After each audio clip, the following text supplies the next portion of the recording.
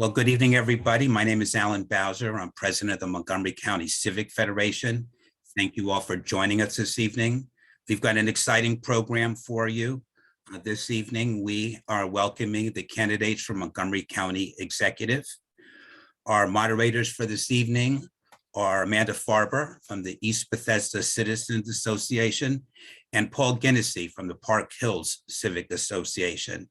Spent some time with them last evening and over the weekend working on questions that will hopefully be very informative to our members and to the general public. So without further ado, let me kick it over to Amanda Farber, and want to thank her again for her hard work in putting this program together. Amanda?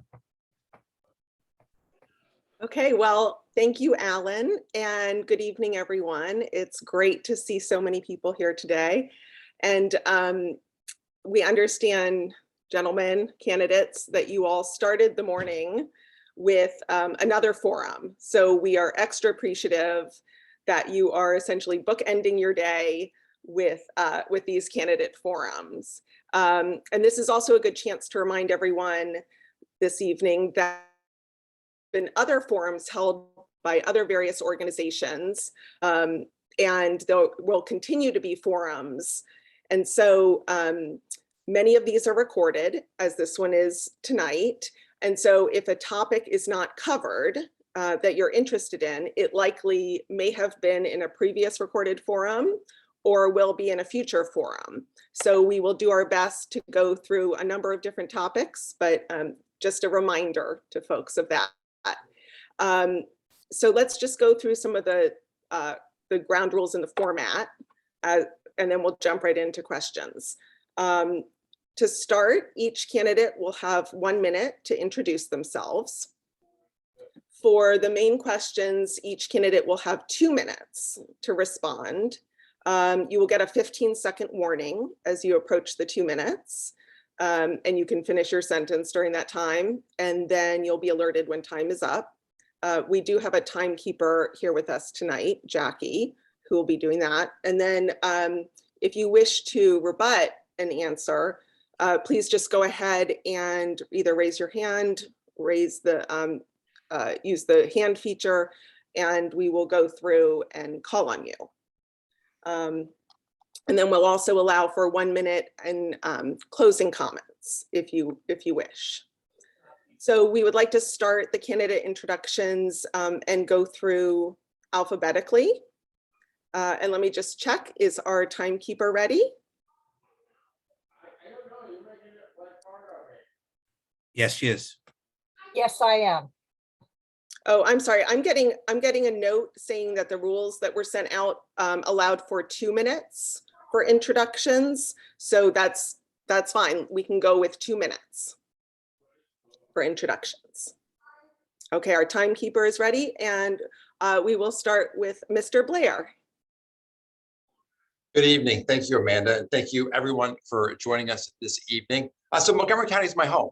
I was no doubt blessed to grow up here with our incredible schools, the wide open places, and this welcoming and inclusive nature that we have in Montgomery County, which very much aligns with my values. I've always said that when a door opens up for me, it's my duty to reach back and pull the next one through, which I think very much aligns with how Montgomery County thinks. Not only did I grow up here, but I started a business here, and this is where my wife and I are raising our family. But when I sold my business 10 years ago, I have a perspective of having been here that I could see our county slipping, and whether that was not the best schools, losing good paying jobs, through policy choices, we've made it so incredibly expensive to live here in Montgomery County. And then, of course, I saw all of the inequities that we see across the county. So I ran for county executive 4 years ago, lost by a little bit. Today, I still see the same metrics going in the wrong direction. I'm more concerned, and so I'm running again today. And while I describe those challenges to you, I'm incredibly optimistic because we live in a county with literally the smartest people in the world. We have the know-how, the ideas to move this county forward, to address those challenges. And as one of the richest counties in the country, we have the funds to do so. What we're missing is a fresh perspective and executive leadership. And that's what I bring to this job. I've spent a career as an executive. It's how I was able to build a Fortune 500 company right here in Rockville, Maryland. 15 seconds. And I'll bring that to this county. So let me end with where I started. I was blessed to grow up here, and no doubt it was because people made sacrifices for me. And I'm making sacrifices now, so the Montgomery County is a great place for future generations. Thank you. Thank you so much. Mr. Elrich. So thank you for hosting this forum tonight. I'm looking forward to the questions. A little bit about me. I think, you know, I'm a father, a grandfather. My grandkids are African-American. I'm a former at-large member of the county council. I'm an elementary school teacher in Montgomery County. My first term as county executive was not exactly what I expected. I did not anticipate COVID. It has truly been a disruptor in many ways. But I think, you know, at the end of the day, the county has come through COVID better than most places in the country and better than most places in the world. We had to deal with the unknown. We were able to get people vaccinated. We were able to get people tested. We've done about as much as possible, and I think the numbers speak for themselves in terms of our success. Throughout this, we were able to maintain our AAA bond rating and to hit 10% reserves for the first time. One of our concerns and something we worked on was making sure that when we came out of COVID, or as we started to emerge from the worst of it anyway, that we'd be on a sound financial footing. We began planning for the future. So we made investments in early childhood education that we kept up through the entire debacle of COVID. We maintained fully funding the schools. We've been working on economic development that actually works. Instead of just walking away and saying, I rezoned it, I gave you density, and this will produce jobs and housing. We've actually focused on a strategy to bring jobs here, and we're bringing jobs here. We're working with WMATA and White Flint. We're working with the University of Maryland to bring an educational program here. We've improved our business processes in the county. Cindy Katz and I went around, listened to businesses, asked them to tell us, what are we doing wrong? And listened to them and began implementing changes in our procedures. We wanted to spur 15 local seconds. businesses, so we gave contracting preferences for local small businesses, including price preferences. We've launched the most ambitious climate change program probably in the country. We're increasing public transit and converting our fleet to buses, electric buses. And we're working on affordable housing and innovative affordable housing projects that I'll get to talk about later. So thank you very much. Thank you. Mr. Hucker, please. Thank you all so much for putting this together. Thanks, Alan, Amanda, and everybody. I hope we're going to be able to see each other again in person very soon. You all know me, so many friends, longtime friends are here. I've been a longtime activist in Montgomery County. I've spoken at many of your meetings and worked with you to demand many reforms from the county. I'm a member of the Sligo-Grandview Association and a parent of 2 boys in our public schools. And I come to this work as a 20-year community organizer and a nonprofit director. I represented Montgomery County as a state delegate for 8 years before being elected to the county council, and recently was elected by my colleagues to serve as the council president, and before that, the vice president, to get us through this pandemic and recession. And from that front row seat, I've seen really clearly that Montgomery County is not meeting its full potential. It's true that we came through COVID better than most counties because we have smart residents who believe in science. I was proud to be elected by my colleagues to chair the Board of Health that put all those restrictions in place that kept us safe. And the council's performance under my presidency was actually praised by Dr. Fauci. But there are more issues than just COVID. The data show we've indisputably been falling behind our neighboring jurisdictions in our economy, our schools, and housing, and many other areas. And sadly, we've seen the media report on troubling issues in this administration with significant financial mismanagement, reduced transparency, and multiple proposed tax increases. And I have a lot of concerns about each of those. Those won't be fixed without new leadership, which is why, out of conscience, I gave up my safe re-election to get us back on track. Because Montgomery County has way more problems than we should tolerate and more solutions than we are using. I love Montgomery County, and if we bring it together again as we did under Ike Leggett, we can succeed again. I have a different approach than many elected officials. I know you can fix anything. Before you can fix anything, you have to listen to the people closest to the issues and bring them together. That has brought me results. I have an unmatched record of accomplishments in government of this group and Time. in bringing diverse stakeholders together to make change happen. I hope to do that as your county executive. Thank you. Thank you. And Mr. Riemer, 2 minutes. All right, great. Well, it's good to be with you this evening. And thank you to the Civic Federation for your tradition of community engagement and community leadership. I'm running for county executive because our county needs leadership that says yes to progress and isn't always saying no. Leadership that has a vision for the future of our county as a dynamic and evolving community, and leadership that embraces progress and wants to help our community evolve with new opportunities and sees possibilities for us to become more successful with a growing private sector that creates jobs and housing and resources for our critical social equity agenda. I am the parent of 2 boys. My wife and I have 2 boys in the schools. They're 14 and 11.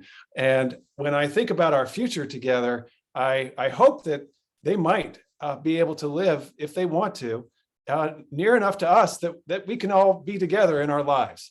And I'm worried because Montgomery County is so expensive and there isn't enough housing that's affordable. There aren't enough jobs that are high paying. And if you look at the region, what you see over the last 30 years is that a lot of the economic development that once would have been in Montgomery County is in Virginia. When you drive to Dulles, you see those buildings, those towers all along the way, and those, logos for those companies on those buildings.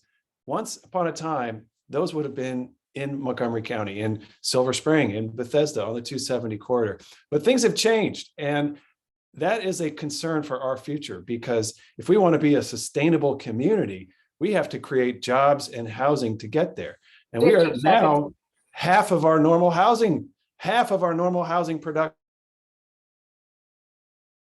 West Coast, with greater risk of homelessness and displacement for low-income residents. We've got to have smart, aggressive solutions Time. on housing and jobs to make a difference for the future. Okay, thank you. Those were great introductions, and we will have time now to get into some more of the issues that you all have raised. Our first question, we're going to go through the questions again, starting with the first one in alphabetical order. You will have 2 minutes. You will get a 15-second notice when time is approaching. And then as we go through the questions, we will rotate through who gets to answer first. So starting off, this is Sunshine Week, which is not a reference to this welcome spring weather, but it is a national initiative to promote the importance of open and transparent government. Trust and transparency are issues noted as of late in all levels of government, including on the local level. In the role of county executive, what would you do to improve trust in and transparency and accountability of county government? And in addition, would you support funding the Office of the People's Council? Thank you. We will start with Mr. Blair. 2 minutes. Thank you, Amanda. So the trust of the people is essential to governing, and that starts with transparency. And so what I have found, there has to be zero tolerance for anything less than full transparency. And so whether it was through the COVID crisis, where we saw regulations, whether it was for county executive or the governor, that transparency, a level of transparency builds trust. And it's how I was able to build a successful company in Rockville, Maryland, was full transparency with investors, your board of directors, the people that you work with, because that's what leadership's about. So leadership isn't being a dictator and getting people to just do things. You have to have buy-in, you have to have collaboration, and that starts with transparency. So I would be fully in favor of making sure that our county government is transparent to everybody. Thank you, Amanda. Thank you. Mr. Elrich, you have 2 minutes.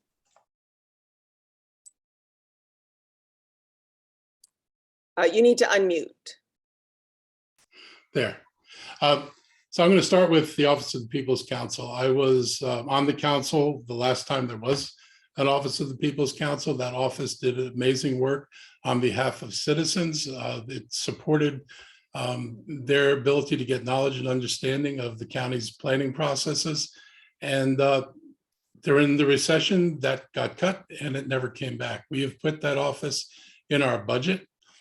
We've sent it over to the council. Hopefully the council will approve that office. It sits under the county council, is currently constructed. And I think it's important to have an Office of People's Council back again. So that's one of the things we're going to do.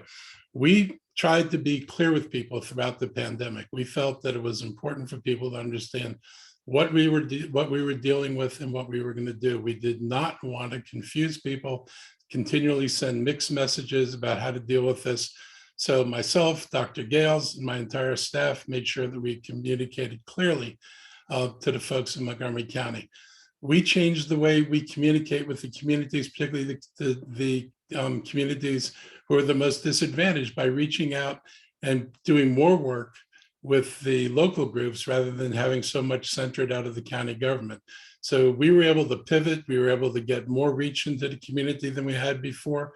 We've kept those the hubs in place. We're continuing to fund the hubs going forward because we think this is a good way for both the county to communicate with its residents and for residents to get messages back to the county.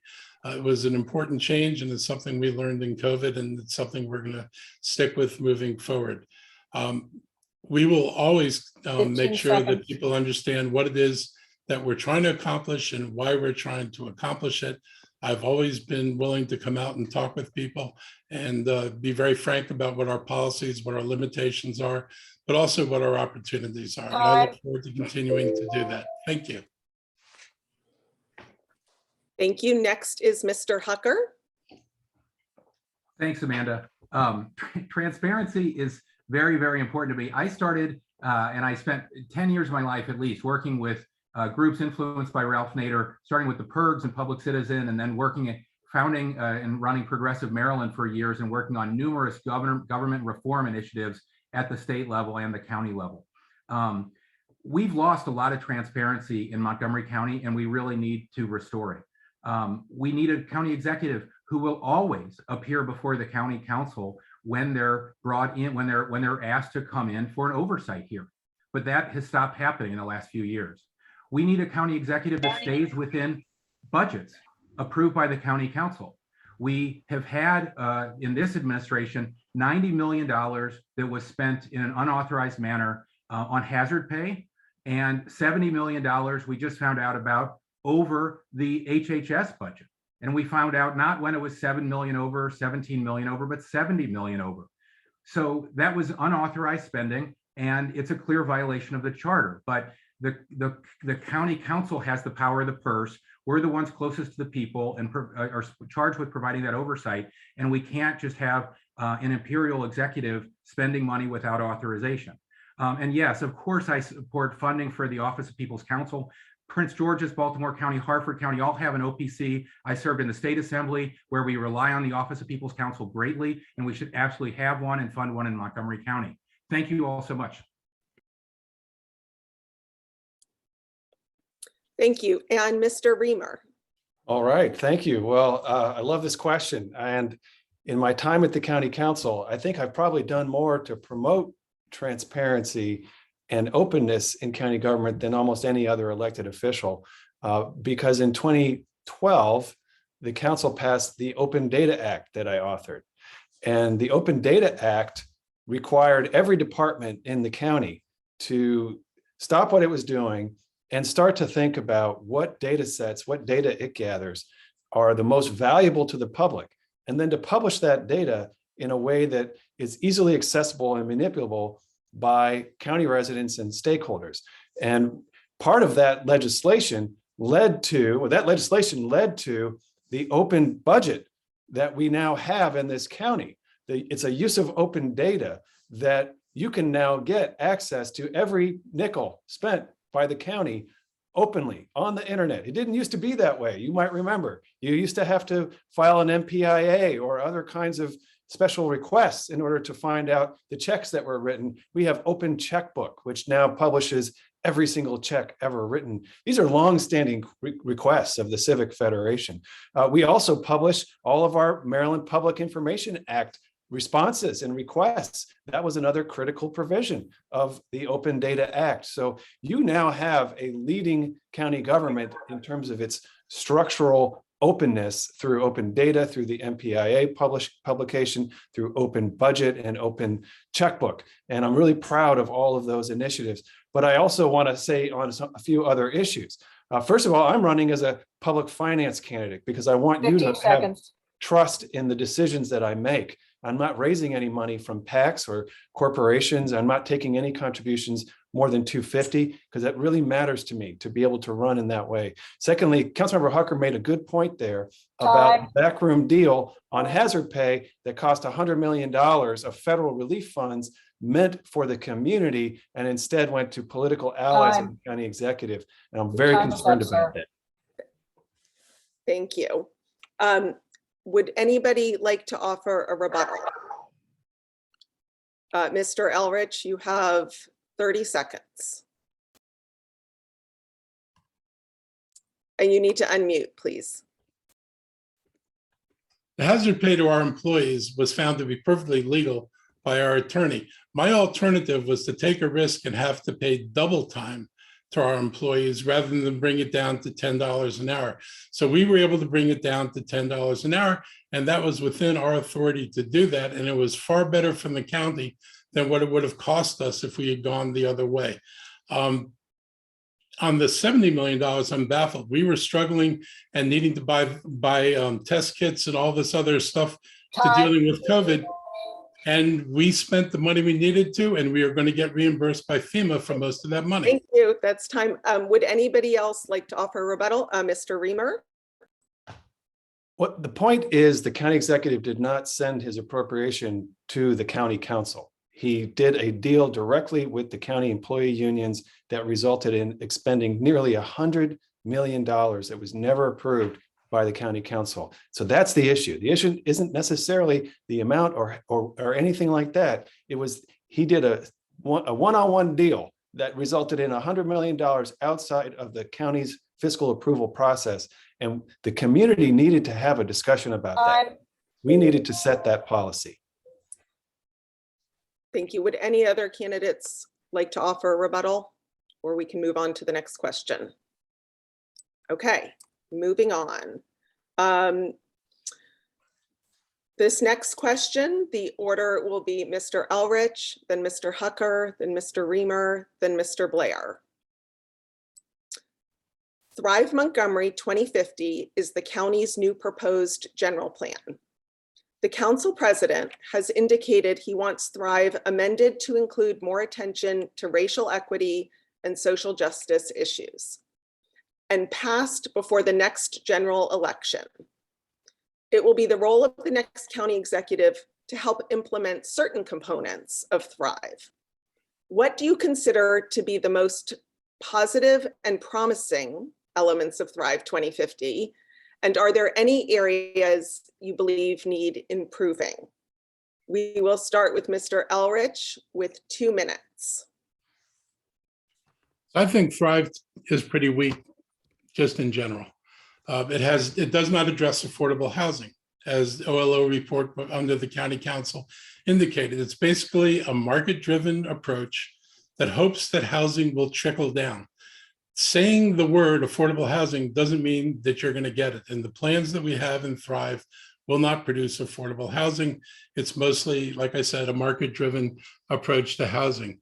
It takes away housing from the activity centers and from the places where it belongs.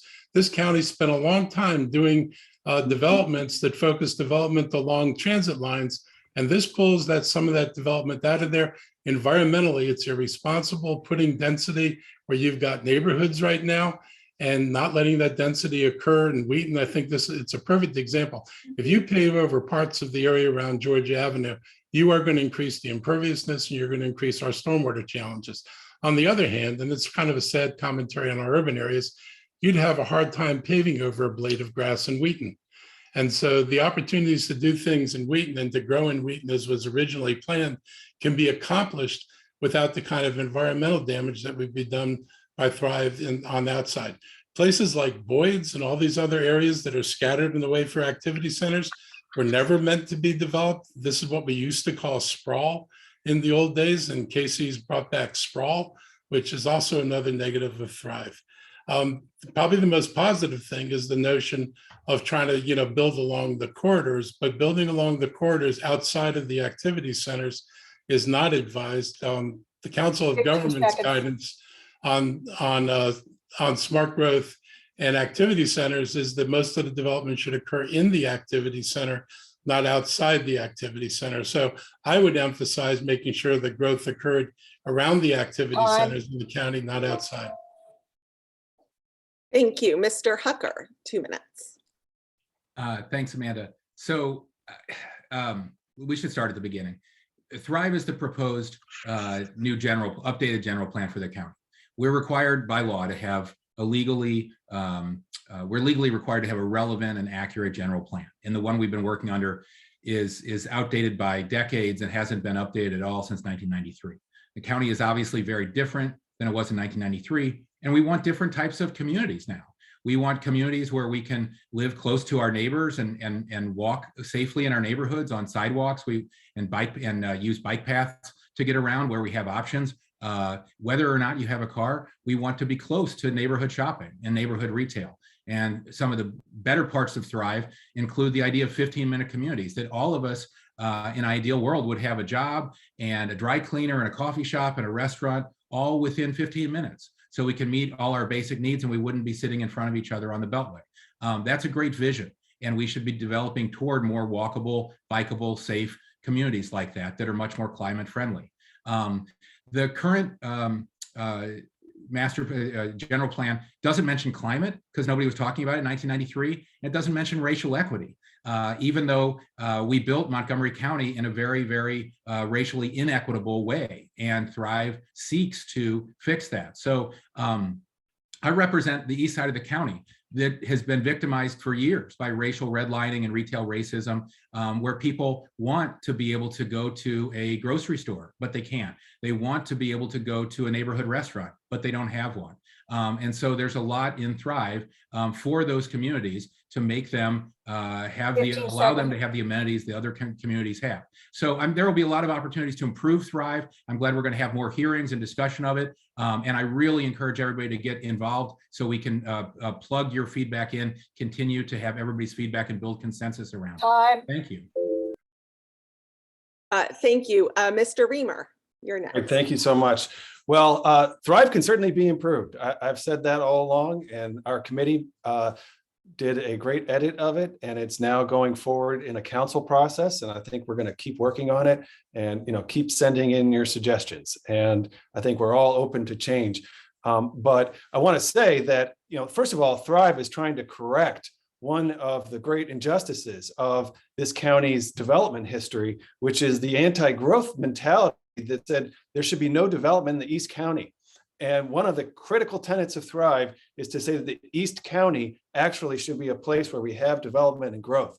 And the absence of that from our planning is why many parts of the East County have declined. And I'm concerned that that is going to happen to this whole county if we don't have some positive, helpful development.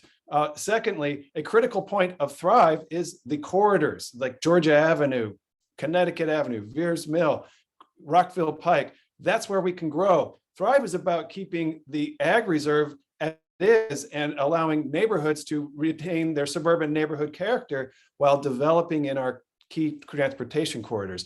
Lastly, our county executive, like many of the critics of Thrive, may have not read the document, but I'm looking at the draft right now, and it talks about raising the moderately priced dwelling unit program for the deeply affordable units for the workforce. It talks about minimizing gentrification and displacement. It talks about providing financial incentives for affordable housing. It talks about using the Housing Initiative Fund to meet the needs of low-income households. It talks about increasing access to affordable home ownership programming. So there's a lot in there about housing, 15 and it is seconds. outrageous that the county executive has said on multiple occasions that there is nothing in there about affordable housing. It is wrong. He's misleading the public, and he really needs to take it back.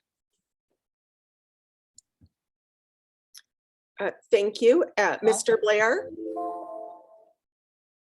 Thank you, Amanda. So what I like about Thrive 2050, I like how it eliminates the dangerous traffic arteries. Talks about more equitable access to jobs. It's focused on the 15-minute community, right? So in other words, how we should strive to make more of our housing walkable and accessible to quality transit, right? Because that's what people want to do. They want to be able to walk to their jobs or their shops or their restaurants. And it talks about affordable housing. And we have an affordable housing crisis. I believe it's a fundamental right that if you work in this county, you should be able to afford to live in this county, and so many can't. It was estimated before the pandemic, something like 200,000 commuters were coming into Montgomery County every day. I was with Adventist Healthcare recently, and their CEO said they have to hire 600 nurses in the next 2 years. Number one issue, lack of housing in Montgomery County. So we need to address it. And I was going to say low-hanging fruit. There's like fruit on the ground that we need to pick up, because we've invested tens of millions of dollars into metro stations, right? Areas where we have high transit. So think about like Shady Grove, Forest Glen, or White Flint, where we could be building, beautiful mixed income, mixed use neighborhoods where people want to live and work. And yet when you think about like White Flint, it's actually been zoned that way for a decade. In fact, I think the county council even passed tax breaks to developers to build there. But yet when asked why aren't they building there, because the learners who own the property, they quickly recognize people actually want to live where they work, and the jobs are in Virginia. So I'll go back to jobs. We've got to start creating jobs here. That's why I put 15 so much seconds. effort into our economic development plan, so that we can have good paying jobs in Montgomery County. And that's what I'll do as county executive. Thank you. I see at least one hand up for a rebuttal. Mr. Elrich, we can start with you. You have 30 seconds. So you all ought to read Thrive. If you read Thrive, you know there's no actual plan for affordable housing. You know that the proposal for attainable housing basically would build more market rate housing. Park and Planning's own studies said the housing that would be built in Silver Spring would be more expensive than the housing that's already there. This is not a plan for the future. And I will save, I know you're going to give me a good economic development question later on, so I'll save more of it for that. But read Thrive, folks. There's nothing in there about the things that some people are talking about. Time.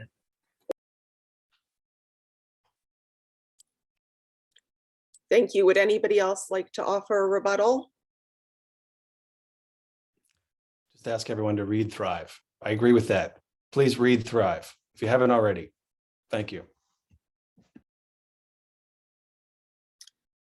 Okay, great. Moving on, I'm going to turn the next two questions over to the co-moderator, Paul Ginnessy. Hello. So the question, the next question will go in the order of Mr. Hucker, Mr. Riemer, Mr. Blair, and Mr. Elrich. And it's a budget question. We are currently waist deep in the budget season. When reflecting on the county's budget and revenue streams, what do you feel is the biggest financial challenge facing the county today, Mr. Hucker?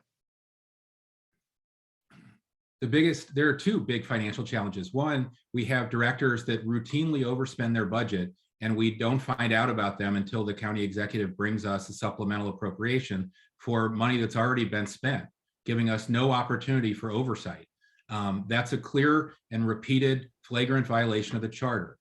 It never happened like that under Mr. Leggett or Mr. Duncan. It's unprecedented, and it's really damaged Montgomery County's reputation for good government. That's why we, as I mentioned, we're $90 million in unauthorized hazard pay, 70 million over budget on HHS, and I could be here all night recounting other overages. In the region, unfortunately, it's really sad. We're supposed to be the economic engine of the state, the economic engine of the region. We have been for decades. It all ground to a halt several years ago. And it's not because of COVID, because DC and Prince George's and everywhere else are thriving, and they have been thriving under COVID as well. And they spent the unprecedented federal aid that they received on building schools and building libraries and building homeless shelters, and not just on hazard pay that was hidden from their councils. We were losing jobs before COVID, and we were the only county in the region losing jobs before COVID during a huge economic expansion. We lost more jobs during COVID than any other county. And they were heavily falling on the backs. The jobs that disappeared were hospitality and retail and our restaurants, heavily on the backs of women and people of color. And then now, in the last 6 months of 2021, we lost 6,000 more jobs when everyone else was emerging from the recession. 3 Southern Maryland counties, Prince George's, DC, Fairfax, Arlington, 15 they're all seconds. booming. And we're still losing jobs. And it all comes back to leadership. We don't have leadership that prioritizes economic development. That's been shown in example after example. Those are the 2 biggest challenges facing the county budget. Time. Mr. Riemer. All right, thank you for the question. Well, I'd say very broadly, the biggest challenge we're going to have in the next couple of years is that the county budget has been substantially funded from federal relief funding. And, much to all of our amazement, the federal government has provided, at this point, maybe close to $1 billion in funding for this county between the county government and the school system. It's hard to even keep track. And that is certainly not what we would have expected heading into the severe economic shock of COVID. And there's a great risk that those revenues will be interpreted as a safe bet for the future, and that people will make the county executive and the council would make long-term commitments for how that money would be used based on what is really a one-time revenue bump. So I think that's one thing, that is the thing we're going to have to keep our eyes on. On the positive side, all of that federal relief has enabled us to have a much stronger reserve and not to have to spend those rainy day funds.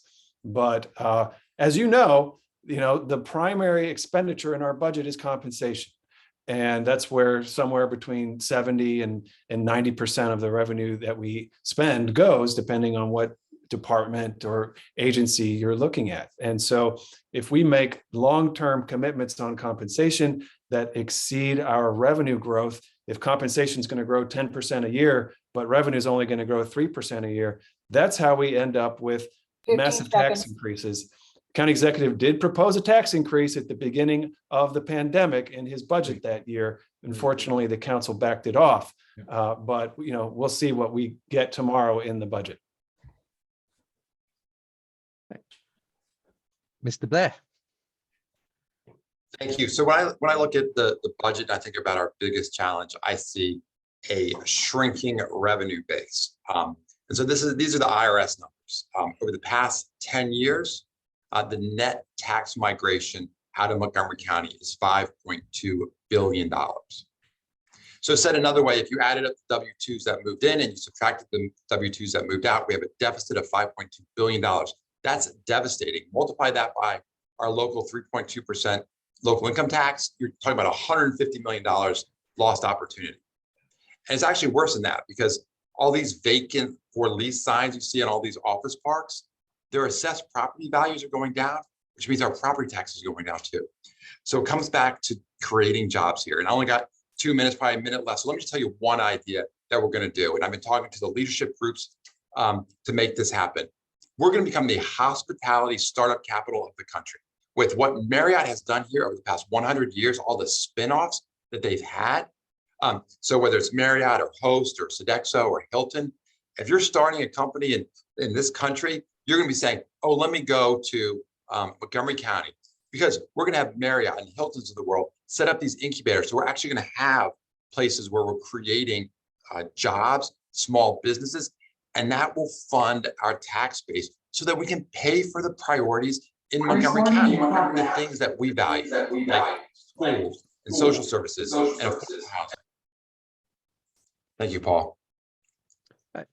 And Mr. Elrich. Oops.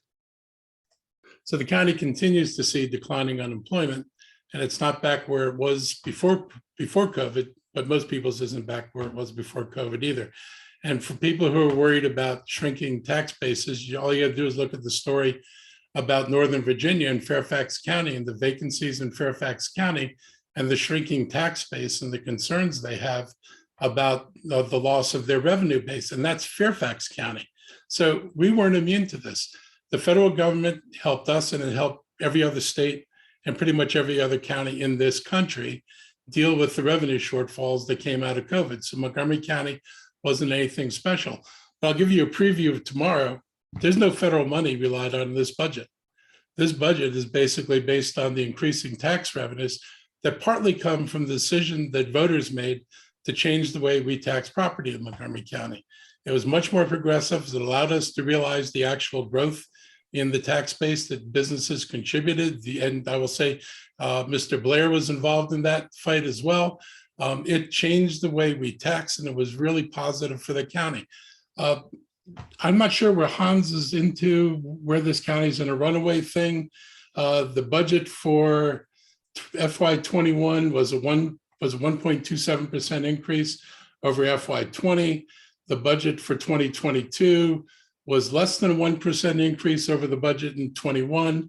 And the budget for 2023, the spending affordability guidelines anyway set by the council, is barely 1% over the previous year. So we're not on a runaway stream in terms of growth of budgets in this county. And we're doing our best. And one reason we got the 10% reserves was recognizing that a lot of the money was one-time money, and we couldn't use that money to build programs that would have to be sustained in future years without a reliable source of revenues to pay for it. So hitting 10% reserves, not having to make contributions to the reserve fund, that's all the reasons we're healthier than we were. Does anyone want to have a response back to anything that's said? And I will also point out that the next question is also an economic type question. Mr. Blair, you've got 30 seconds. I just want to thank Mr. Elrich for the acknowledgement on question A. And I was pleased that we were able to set up a committee to pass that measure, and we have a much more progressive tax structure than we did before. So thank you for that acknowledgement, Mr. Elrich. Right. Anyone else? Great. On to the next question, a question close to my heart, and that is, the pandemic has changed the business environment in which working from home has become more common, as even this meeting tends to suggest.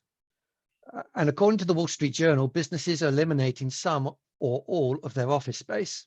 And some small businesses are suffering from these market changes as well. What is your plan for improving the environment for business in the county to create more jobs? And Mr. Riemer, you go first. Well, thank you. You know, in order to make the county more business friendly, we have to get a whole lot of policies right. It's not just economic development strategies and policies, which are important. And there's a lot we can do in there, like working with the University of Maryland and building a really powerful connection there with the Purple Line and leveraging all of the research that that university is developing, or working with the NIH and NIST and FDA and leveraging all of that research, getting all in on life sciences, which is actually growing, although it's not growing as fast as Boston or San Francisco. It's growing here. We have a generational opportunity, I think, with life sciences to develop more momentum. And in order to bring that to fruition, we need to not only get economic development policy right, but housing and transportation and tax policy and the development process.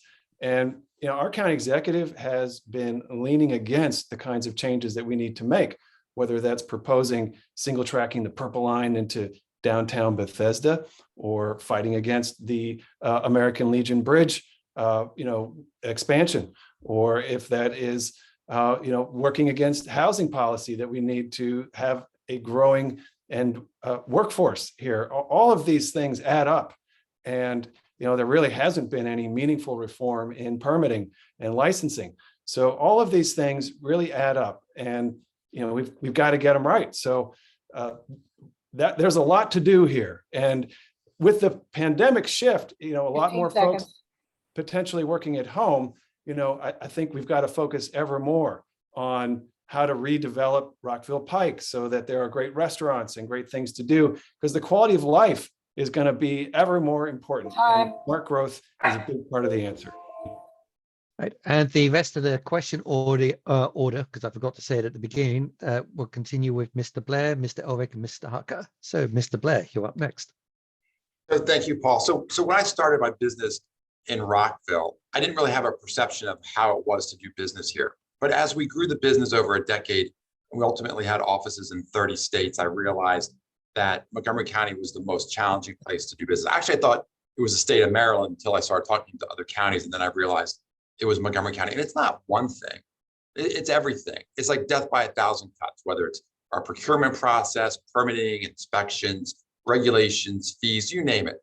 So I think I have a good grasp on the things that need to change to make this a place that will foster good businesses. But the second part of your question is, how are we going to create jobs here? Let me talk about another element of our plan, entrepreneurship. So this is this incredible place, Montgomery County. 1/3 of our residents were born outside the United States. Think how entrepreneurial that is, that someone's had to learn a new culture, a new system, maybe a new language. So, and yet we lag the region in new business growth. How is that possible when we have this level of talent here? So one of the things that I did is I opened up an entrepreneurship lab at the University of Shady Grove.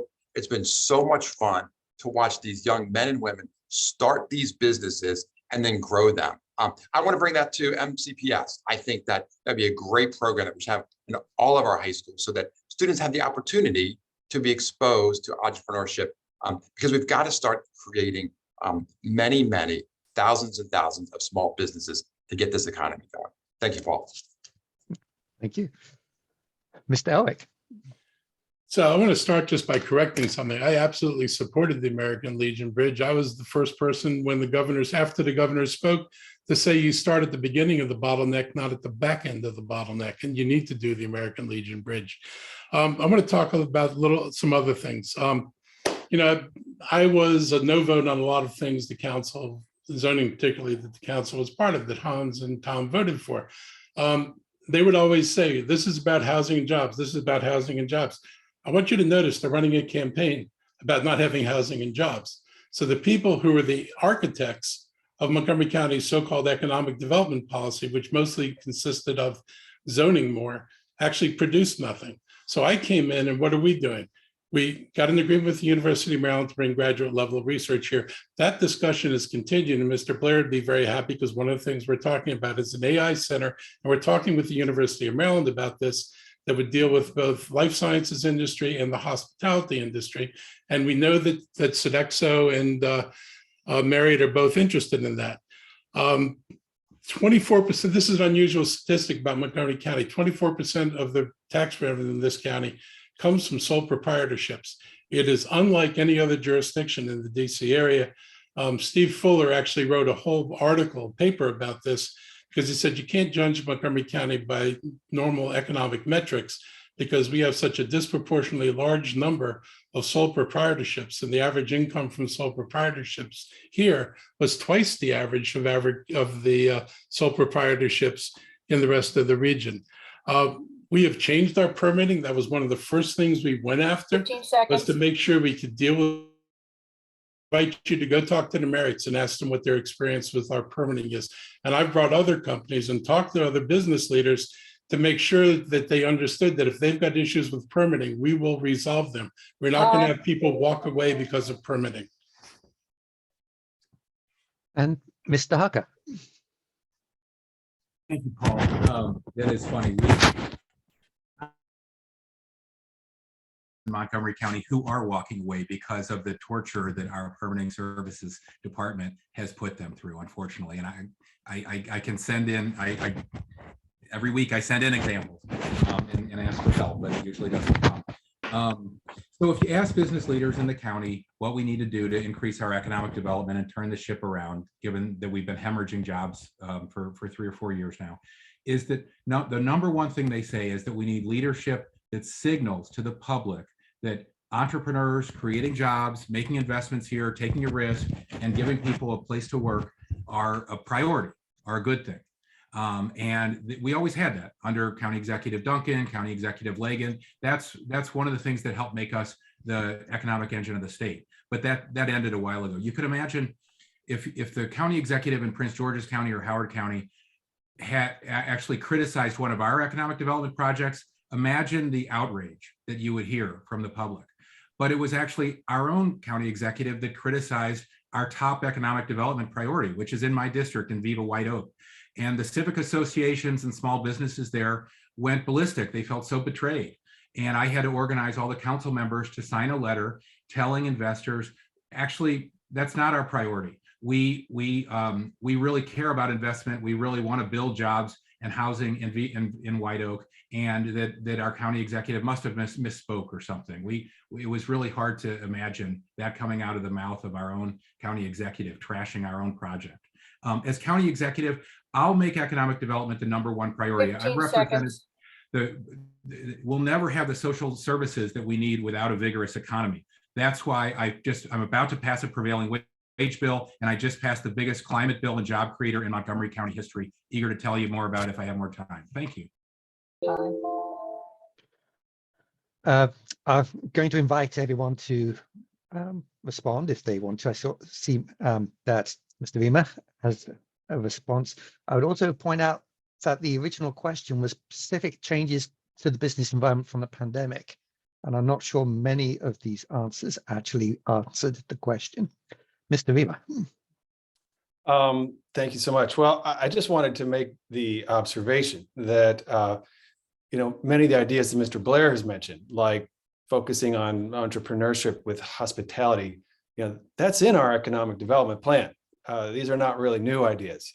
In fact, today at the Fed committee, we are reviewing our economic development plan, which we're updating and will now update on a biennial cycle. And it talks a lot about hospitality tech and how the county can be a great home for that. So anyway, these are not necessarily new ideas.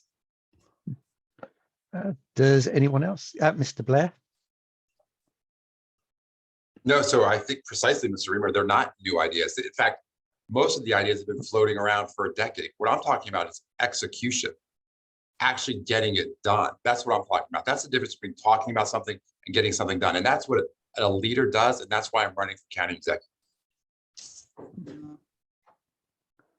Mr. Elrich? You're on mute. I keep getting muted. That's why I've been so focused on trying to get a link to the University of Maryland and programs from the University of Maryland over here, and to get development around the White Flint Metro with our agreement with WMATA to basically position the White Flint Metro as a life science center going forward. They were told by JLL that this is the highest and best use of their property. CRBE has kind of confirmed the same thing. We have a plan for actually doing economic development here and bringing jobs here, as well as continuing to work to help small businesses get opportunities, which is why we put in place favorable treatment of Montgomery County small businesses.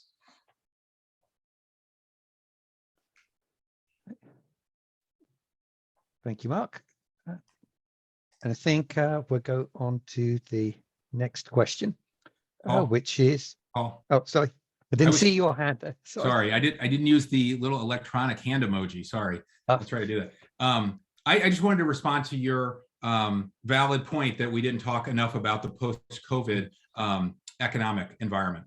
And that is one of the things that one of the great reasons I thought that the governor's proposal to widen the Beltway made no sense in the current environment is because so many of us are working from home, and certainly the federal government's had a vigorous alternative work schedule program for years that we need to expand more into the private sector, and we've seen that under COVID.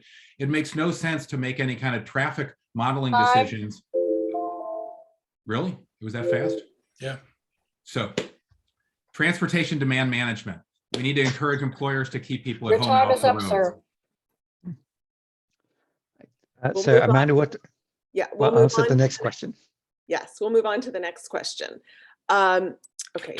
Russia's invasion of Ukraine and the rising threat of climate change are two reasons to accelerate a switch from fossil fuels and to renewables and nuclear power. As county executive, what will your environmental priorities be? And what would you do to continue to push the county government, businesses, residents, and utilities towards green power? For this question, we will start with Mr. Blair, and then Mr. Elrich, Mr. Hucker, and then Mr. Riemer. So Mr. Blair, 2 minutes. So 4 years ago, our county council declared a climate emergency. And in those 4 years, I think we've just passed some of the first legislation. So I have a saying, don't confuse activity with progress. There's been a lot of activity over the past 4 years, but little progress to show for it. If you think about 4 years, that's the time World War I or World War II started and ended for the Americans. So there's things that we can be doing right now to combat climate change. So some of the things that I would do, composting. Right now, we're sending 160,000 tons of food waste to our incinerator. So this is a great program. They actually started curbside composting in Arlington last year. Something that we could do. I've talked to leaders about starting with our public school systems. What I really like about that is not only is that one of the biggest sources of food waste, but our kids do such a good job of telling their parents what to do. And I can see my kids coming home already telling us, hey, mom, hey, dad, this is what we should be doing with our food waste. When we think about solar energy, I love what Howard County government announced last year about how they're going to get 50% of their electricity on solar. So I committed to tripling our solar production here in Montgomery County. Even like our tree canopies and committing to a net no tree loss program. I saw that the Baltimore County, they planted something like 11,000 trees last year. I'd love to make it a goal. Let's plant 10,000 trees here in Montgomery County. So I want to attack this aggressively, and I don't want to confuse activity with progress, and I want to make meaningful progress on day one. Thank you so much. Mr. Elrich, 2 minutes. So on climate, we're doing a number of things. First, I testified and actively supported the community choice energy bill that was passed by Lord Charkoudian in the legislature in Maryland. And that's going to give Montgomery County the ability to select an energy provider for Montgomery County. And our goal is to select the cleanest energy provider possible so we can green our grid as soon as possible. And this is, a high priority because getting this done solves some other more expensive solutions. It would be beneficial to all of us if the state and federal government required a green grid and we could focus more on helping buildings make transitions to more efficient energy use and move people off of gas. Off of gas and into electric. The county is electrifying its bus fleet and its vehicle fleet. We've already started this process. We've built a microgrid with solar power on top of it. We already started a food composting pilot last year. We're going to be moving to full food composting this year. We're going to begin experimenting we're going to do a pilot on pay as you throw, which is another way of reducing waste in the system. And the county just is beginning to evaluate a series of bids for redoing our transfer station, which will allow us to close the incinerator sooner than later, which would be something I would really like to get done. We've proposed, in the Ag Reserve, the difference between Hans's proposal and what we've supported is 1,000 acres versus 2,000. We want to make sure we can get the 1,000 acres done, which requires actually changing state law and regulation of utilities because they're not taking at least Potomac Edison's not taking new fields into their empire. And we need to be able to change that. And we're going to continue to push with agrivoltaics. We're going to do an agrivoltaics pilot and hopefully use that as the basis for further expanding. Time is up, sir. Thank you. That's time. We've got Mr. Hucker. You're next. Thanks so much, Amanda. We do have an ambitious climate action plan that was passed through the council with very ambitious goals to reduce our greenhouse gas by 80% by 2027. The trouble is it's been very poorly implemented. And it's been, while I chair the Environment Committee, it's been really tough to work with the administration to take action. The very first budget they sent us, they took all the money out of the climate action plan. It was completely defunded. So I had to lead the effort with Councilmember Riemer to put the money back in. Then when they hired the contractor, we got a report back late. It was totally dumbed down. It was like a high school level report that lacked the quantitative analysis that we had ordered. So we knew how to spend every $1 million and how much carbon that reduced, like San Diego's plan does. Instead, we got this high school level thing that said, these issues are significant, these issues are not so significant. And we should, if I'm county executive, we're going to go back to that contractor, get our money back and make them do their job the right way, instead of getting a politicized plan that doesn't mention land use and doesn't mention the incinerator. Second, I'll go to Annapolis and I'll lobby to change the energy mix. I used to serve on the committee, but we can't ever reduce our carbon if the electricity that we're bringing in is generated heavily by coal and natural gas. The state has to do that. I served on that committee. We chaired a long session today that talked about how little we can do at the county level if we still get dirty energy from the state. And third, I'll implement aggressively the Green Buildings Now Act that I sponsored with Councilmember Friedson. That puts $100 million on the street to retrofit our buildings, lower our energy costs, and save and create thousands of green jobs for our young people. And finally, WorkSource Montgomery is now 15 implementing seconds. the Green Jobs Apprenticeship Act. We should have an army of young people retrofitting our buildings, adding solar, making rain gardens, and planting trees. I'll do that when I'm county executive. Thank you. Thank you so much. Mr. Riemer. Well, first of all, one of the critical components of our climate agenda is actually Thrive. Thrive spells out our vision for land use that is progressive and more climate friendly, and focuses our future development on transit-oriented development, walking and biking and public transportation. And the county executive has called for delaying Thrive and has led the opposition to Thrive, frankly. And even though Thrive is acknowledged as the land use portion of our climate plan. So that, I find that very frustrating. Secondly, I think this is a brilliant question by focusing on the need to generate clean energy, because efficiency will only take us so far. You have to substitute the source of fuel that we use, from coal and gas to solar and wind and nuclear, as it said. Although we're not going to build more nuclear, it's just what we've got. But we can build a lot more solar. And the county executive's comments about our solar plan, that's not a fair characterization. I think his position was akin to, you can have it anywhere you want as long as it's not on the ground, because the restrictions that were put in place would make it like finding a needle in a haystack to find a piece of ground suitable for an installation, which is why there aren't projects moving forward. And certainly invest in and get reformed, but this was a strategy for the short and midterm. This was like a 5, 10, 15-year strategy to power more than 50,000 homes with clean solar energy on land that is used both for agriculture and solar, grazing sheep, raising bees, or 15 even seconds. growing crops combined. And it was a terrible tragedy that measure was weakened, and what passed the council has not yielded a single project. And I don't see how we can say it's a climate emergency and look at the issue that way. Time. All right, thank you, everybody. I see actually at least one hand up. Mr. Elrich, did you have your hand up for a rebuttal? Yeah. Okay, you have 30 seconds. So multiple farmers have made applications to Potomac Edison for solar projects, and they've all been rejected by Potomac Edison. They've been told they have to get in line and wait.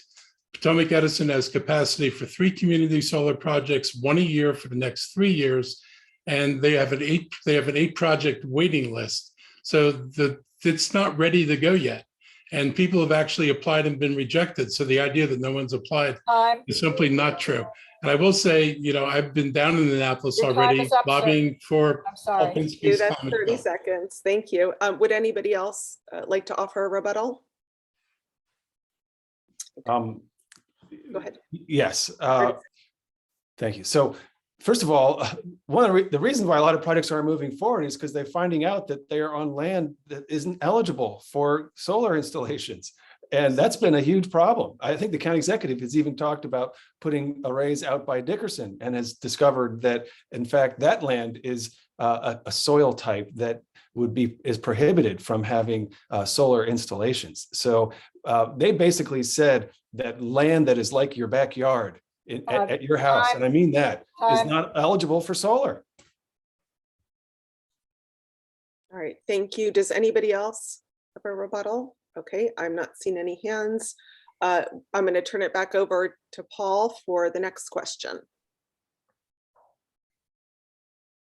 Right. Amanda, I think you're right. So we're switched to police and public safety.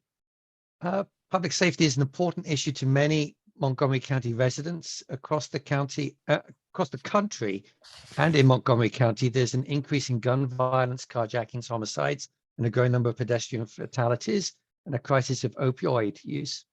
There's also a record number of police officers leaving the force, and recruitment is at an all-time low. What are your recommendations to improve public safety in Montgomery County? And the question order would be Mr. Hucker, Mr. Riemer, Mr. Blair, and Mr. Elrich. So, Mr. Hucker, you have the floor. Thanks, Paul. I serve on the Public Safety Committee. We see this up close all the time. You have both a short-term and a long-term problem. There's no quick and easy answer to reducing crime. In the short term, we have to make our police force more effective. We have to fill police vacancies. So we've had way too many vacancies for a long time, particularly in the 3rd district, what that I represent. We have to pay our police competitive salaries, and only the executive can do that. I'm glad he's reached an agreement to raise that I wish that would have happened years ago and we wouldn't have lost so many police officers. And we have to use our police resources correctly. Our patrol unit is the backbone of every police department. Those are the officers on the street. And that has been hollowed out because we all want to get a promotion. Many of them have been transferred to specialized units ineffectively. We have to keep units that really make sense, like the car theft and carjacking unit. That was shut down by the exec and the police chief, and now we've had a predictable rise in car thefts and carjacking, and now they're restoring that unit. I wish it had never gone away in the first place. We have to use our resources well and fill those slots. Second, we need police accountability. We've had a whole multi-year debate about that, but recently you remember when 2 of our officers abused a poor 5-year-old child in East Silver Spring. Those officers hid that, and our chief and the administration hid that from the public for 14 months. And I had to pass legislation to make sure police body cameras videos are getting reviewed, and crimes like that are getting brought to the attention of the state's attorney, the county executive, the council, and the public right away. And third, to deal with the long-term issue, we have to do a better job of funding addiction prevention, funding mental health treatment. We have to encourage our police to live in the community, and I'm sponsoring a tax break bill to encourage all of our first responders to live in Montgomery County. And finally, we need to expand community mental health. No one should have to send their teenage kids out of state for treatment. We should be treating them right here in Montgomery County. Thank you. Mr. Riemer. Thank you. Well, I recently took my 11-year-old son to a movie in downtown Silver Spring, maybe 2 months ago. We went to see West Side Story at the AFI, and he wanted to get ice cream afterwards. And we got ice cream, and we sat, even though it was a little bit cold and it was late at night, we sat there on Ellsworth. And it was a couple of days after there had been a shooting outside of the fire station restaurant. And I got to tell you, I didn't feel safe there for the first time in my life, sitting on Ellsworth at night. And I think that's unacceptable. Silver Spring, Bethesda, Germantown, if there's one thing that we need, it's for people to be able to feel safe going out with their families and enjoying what this community has to offer. And what I have seen from the administration has been a untimely response to the issues in downtown Silver Spring, a lack of prioritization for where we need officers and dealing with the club scene late at night. And generally speaking, just a lack of assertiveness and attentiveness, and I think distraction by, with skaters and other things like that when there's more serious issues going on. I also want to say, that was my 11-year-old son. My 14-year-old son likes to spend a lot of time in downtown Silver Spring. And my wife and I are certainly concerned about him being a crime victim. We're also concerned that he could be, misunderstood by a police officer and have a really bad experience with a police officer. And we don't want that to happen. And so we need to change how we do police work in order to build community trust. And we are heading towards a huge vacancy problem in this department 15 because people don't seconds. want to be police officers anymore. And so we've got to fix that by building community trust. And partly that means dealing with the problems in our police union have created in our department. And I don't think our county executive is taking that seriously. And, there's a lot of ways to focus on crime while we reform police work and make the situation a lot better. Mr. Blair? So we have a real problem with crime. It is up across the board. To your point, just about everything, we're seeing huge spikes in crime. I would look at it both short-term and long-term. I've had opportunities to visit our police stations and chat directly with our police officers. And first and foremost, they don't believe that they have the county executives and county councils back, or that they'll cover them. They are demoralized. They feel like they've been the political football on this. And so I think we need to support our police officers publicly. Second, we got to look at the specific issues, for example, Silver Spring and what's going on there. And I recently saw a petition signed by 600 establishments and the increase in crime between 3 and 6 a.m. So we have to get the leaders in the room, the chief of the police, understand what the root cause is and fix it. We made a lot of changes. We cut 27.5 positions from our police force. The budget last year really has you scratching your head, was that the right thing to do? And then longer term, when you think about police pay, we're lagging the region. And so we're not able to recruit and retain the best police officers. Clearly, we could do a better job of recruiting diversity. We should be investing more into our mental health, our mobile units. We should be looking at de-escalation. And we're fortunate to have Chief Jones and the work that he's done. He's really a leader in that across the country. So those are some of the things that I would do. And then longer term, so much of this comes back to people earning a livable wage. There's so many people. Seconds. I will get to that later because with 15 seconds, I can't talk about career development. So thank you. Thank you, Paul. Right. Mr. Elrich.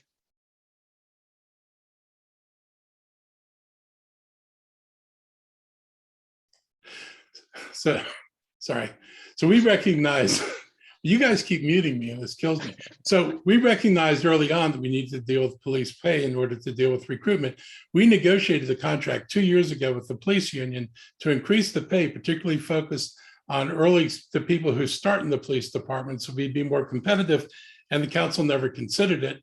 And so we weren't able to implement it. We have gone back, and Tom's right. So we've renegotiated. This is the year we're in negotiations again. We negotiated another increase to address the problem. We'll send it over to the council. Hopefully this time the council will vote for it. I dispute the idea that the police union creates the problem.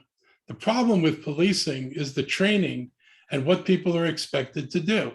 The decisions to do things like protectional stops, to hassle kids for pot, don't come out of the union. They sure don't come out of the officers. They come out of people farther up in the chain of command. So if we're going to change things, we have to set different expectations than we've had. We have to train people differently. And this goes back to even the tragic shootings we've had in the county. Those officers took positions and did things in ways that ultimately put themselves at risk. They need to be trained not to do that. And if you talk to the union, they'll tell you they don't get enough training. I had a discussion with them today, and their discussion was, how do we up the amount of training in this department, because they're not getting the training they need. So we need to actually enhance the training of the department. We need to expand the training. We had a discussion about going to a 9-month academy instead of the shorter academy we have today. I think that's a good idea. They're getting mental health supports built into this new budget.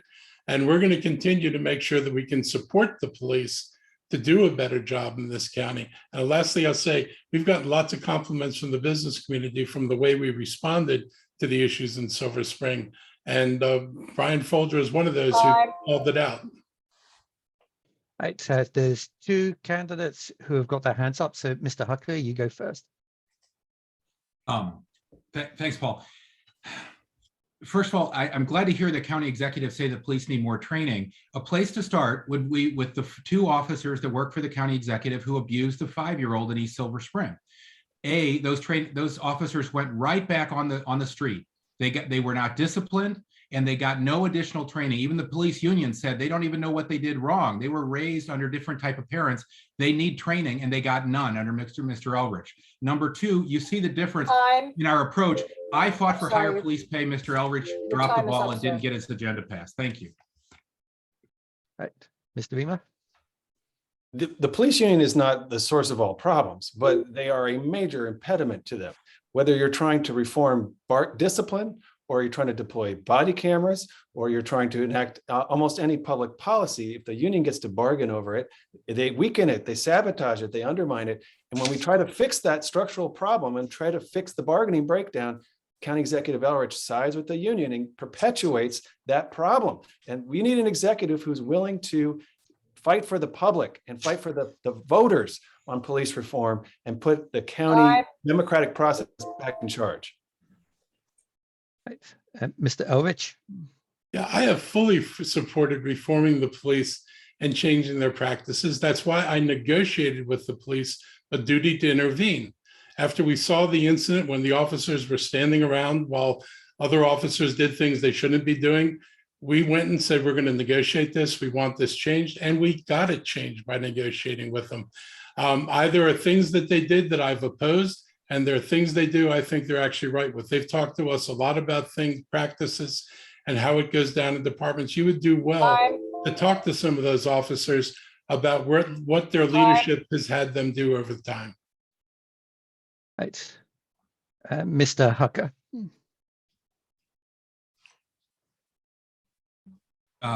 Sorry, I think I just rebutted, Paul. Yeah. Oh, right. Sorry. Sorry, Yeah. I didn't understand your. I think I had Yes, my. I was checking that. I would say what I was trying to say is the county exec and I have such You don't different get a second approaches because you have to lobby for your agenda. You have to pick up the phone. You have to meet with council members. I have great relationships with our state delegates, our federal delegation, and the council members. That's why they elected me to be council president during a perilous time.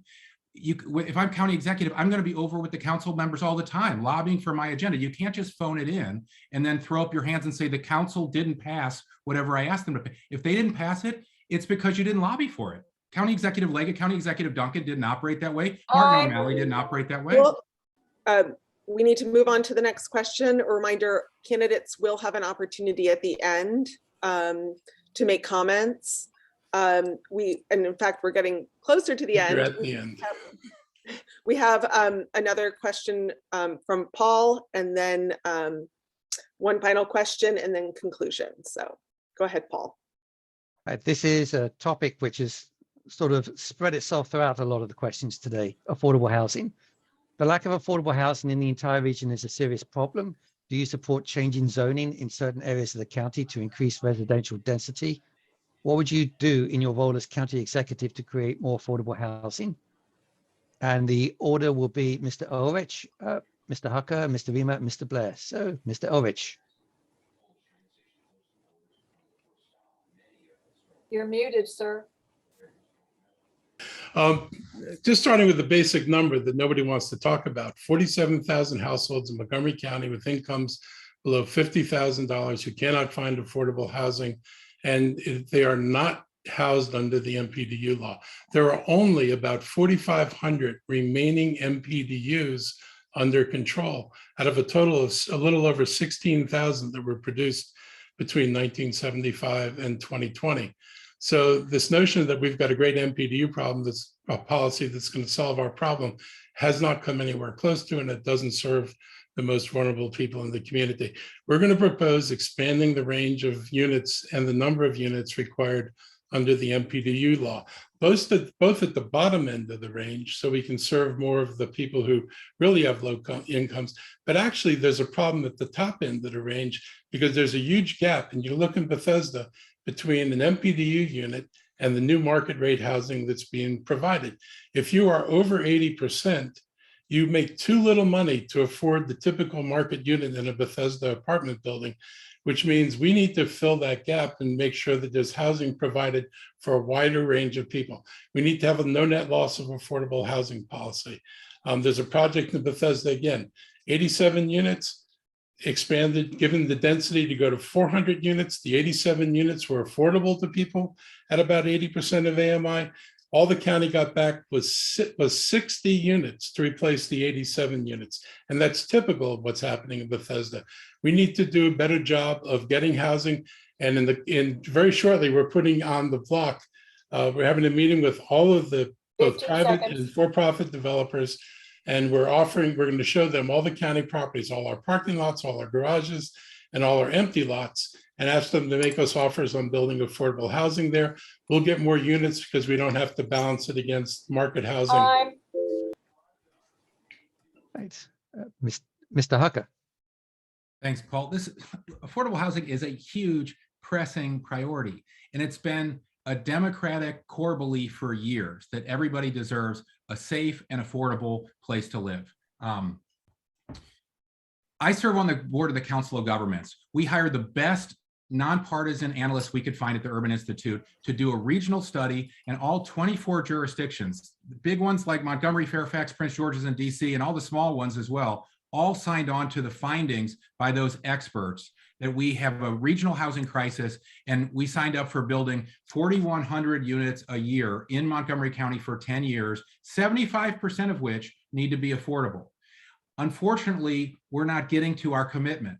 We have an administration that has been very outspoken that they don't believe our nonpartisan experts, that think that they're wiser than our nonpartisan analysts in the region. And the Washington Post called out Mr. Elrich, saying he has such an extreme view. He's the only elected official in the region standing in the way of the region's housing plan.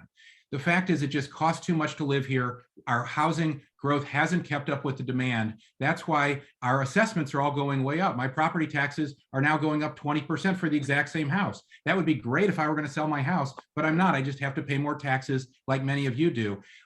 That hurts everyone. We need more options for senior citizens who are downsizing and wanting to live closer to transit. We need options for recent graduates so they can move back here after college and they're not forced to move to California or Florida or Arizona or Pittsburgh, where there's lots of housing.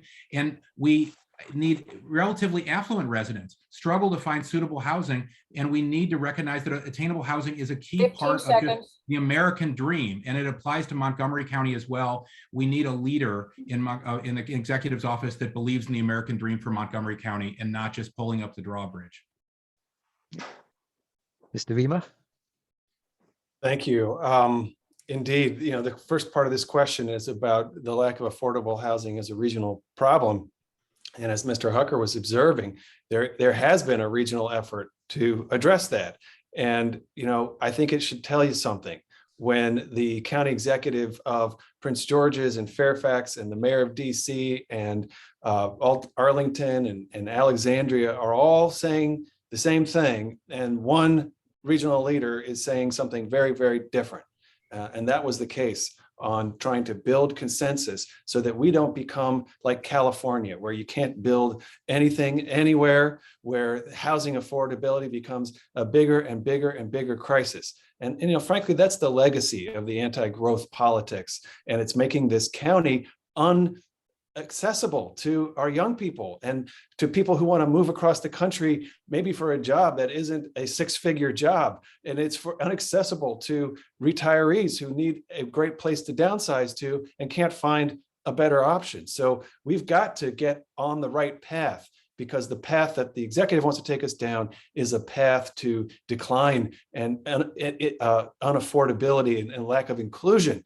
But more accessory dwelling units, yes, duplexes in the right places, more multifamily buildings, getting the zoning right in places like Bethesda and up and down Rockville Pike and all along the Purple Line, and more financing for mixed use affordable housing and for nonprofits.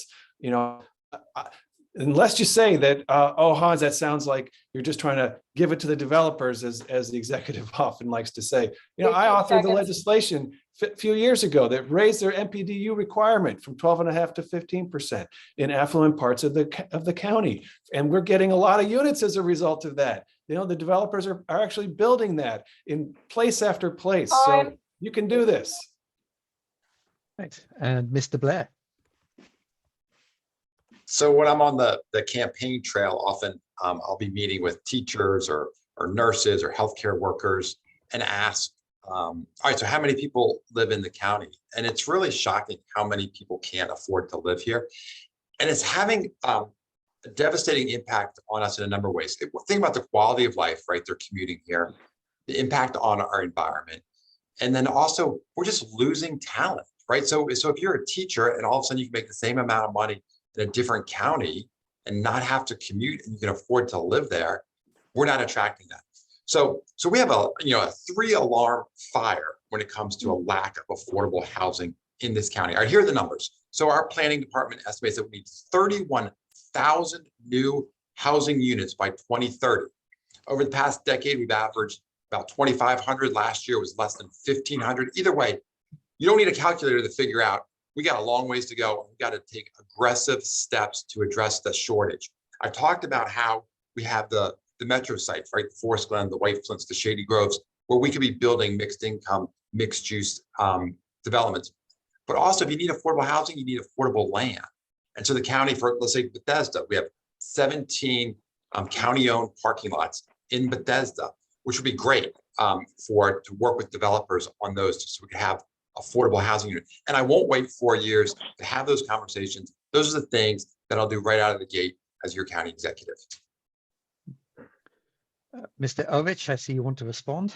Yeah, a few things. First of all, that's why we're putting all our parking lots and garages on the block for people to make proposals for them, because these are our opportunities to do things, and we're not constrained to 15% or 12.5%. Second, going from 12.5% to 15% is a difference of 2 units per 100 units that are built. This is why we're in trouble. Our policies come nowhere near providing the housing we need to provide. And lastly, my issue with that first report was they miscalculated the wages in Montgomery County, which miscalculated the number of units we needed to provide at the lowest end, which didn't make it great, but it made it less bad than they asserted. Does anyone else want to respond? No, good. So we'll go on to Amanda and the last question. While she gives the last question, I'll say to the candidates, if they want to put in the URL of their campaign website and just put it in the chat and then everybody can see it. So Amanda. Yeah, thank you, Paul. So we're now past 9 o'clock. And I know it's been a long day for a lot of folks, and that, as I said earlier, the day started for these candidates with a forum and it's ending with a forum.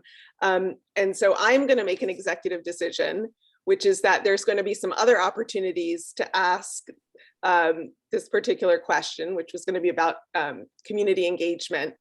And so we're going to move on to closing remarks to be respectful of everybody's time. And we're going to go in the reverse order than what we did at the beginning with introductions, and give every candidate 2 minutes to provide a closing statement or to touch on anything that you didn't feel like you had time to during the questions.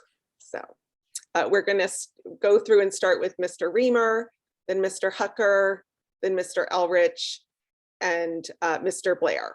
So starting with you, Mr. Riemer, you have 2 minutes. All right. Well, thanks for participating this evening. Thank you to our hosts who did a marvelous job. You really did.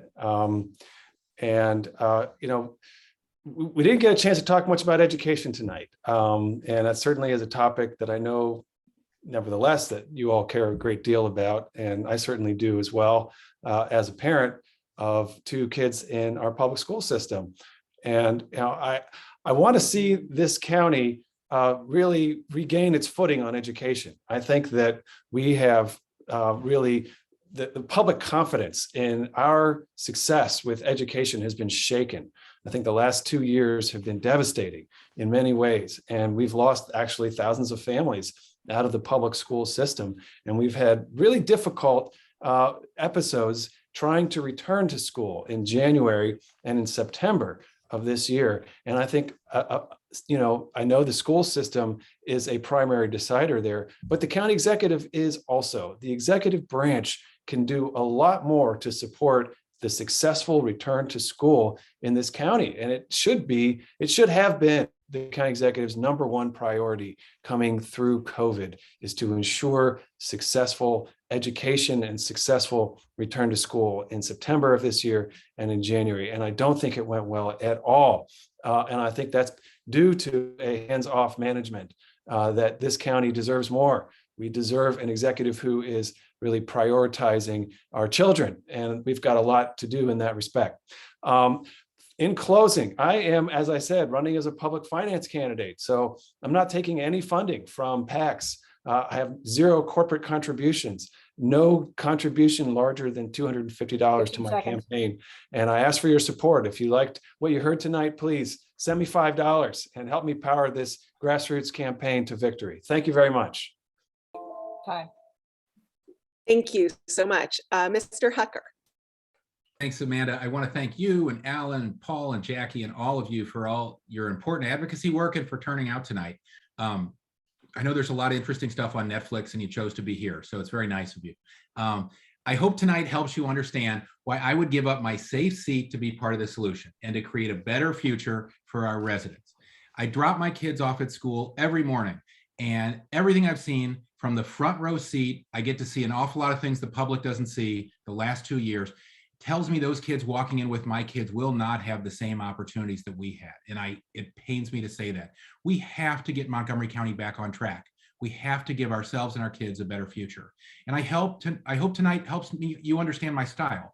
I have a long track record of building coalitions, working collaboratively with elected colleagues and advocacy organizations and civics and the media and our federal and state lawmakers to build consensus and win funding and get things done. One example is 1 year ago, because no one else had stepped up, I had to step in as council president, build a whole statewide coalition to fight for state aid in the middle of a historic recession. We had businesses closing left and right. I brought in Senators Van Hollen and Cardin, all of our members of Congress, the comptroller, the treasurer, business and elected leaders from 24 counties, and my council president colleagues from 10 counties to get Governor Hogan to open up the rainy day fund.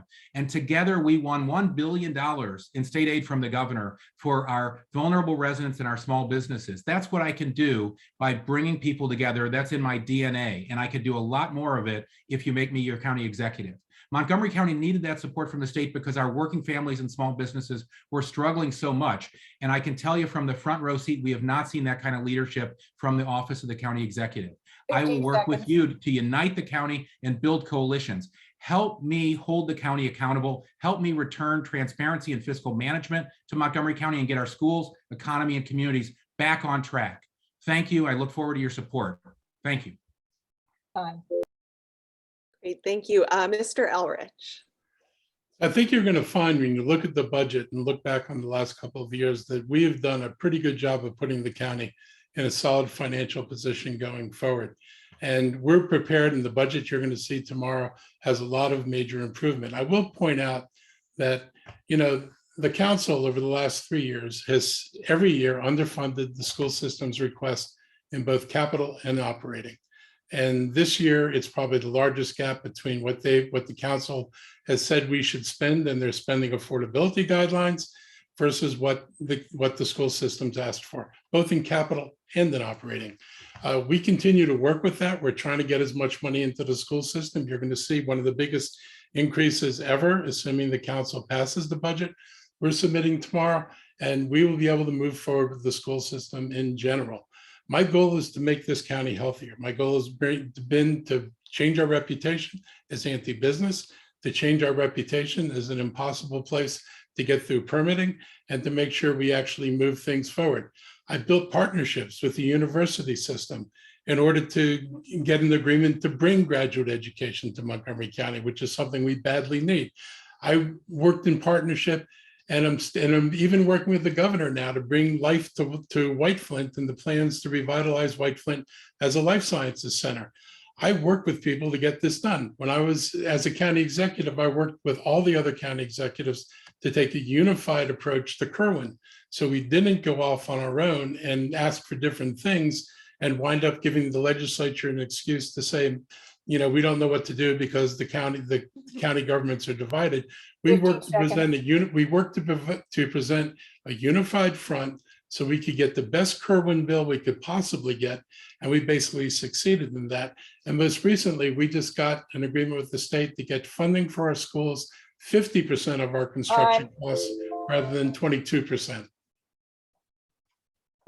Thank you. Mr. Blair. So first, just a heartfelt thank you to the Montgomery County Civic Federation. Your passion and advocacy for our community is what we need to move forward. So thank you for everything that you've done and for your time this evening. You know, sitting back this evening and listening to the candidates, all of us talk, there's so many things that we're aligned on, right? We want safer communities, we want cleaner energy, more affordable housing, better jobs, better paying jobs. But let me focus on what's different. What's different with the four of us is I bring the executive leadership experience to this table. I bring that fresh perspective. And being a leader is setting a bold vision. I want a 5,000 seat venue so that our high school students don't need to go to Washington, D.C. for their graduations. I want to triple our solar energy. How about we make a commitment that we're going to end homelessness? I believe it's a moral imperative that 100% of our high school graduates are either ready for college or they can earn a living wage. And so as an executive, you work with community leaders like the Montgomery County Civic Federation, and you come up with bold ideas. And then you recruit the talented people that can get it done, the people that are smarter than us, right? And they're probably right here in Montgomery County, to execute on that. You help them remove obstacles. And then you empower them and you get out of the way. And that's how you accomplish great things. That's what I did when we built our business here in Montgomery County. And it's the leadership and the fresh perspective that I'll bring to this job to move Montgomery County forward for all. So again, thank you for your time tonight and hope to see you all on the campaign trail. All right, well, I would just want to say one more thank you to all of the candidates. We really appreciate you being here this evening and for your very thoughtful remarks. And we also want to thank all the participants who joined us this evening. And then I would also like to send a special shout out to our timekeeper. Really appreciate you doing that job. And I'm going to turn it back over to Alan. So Alan, take it away.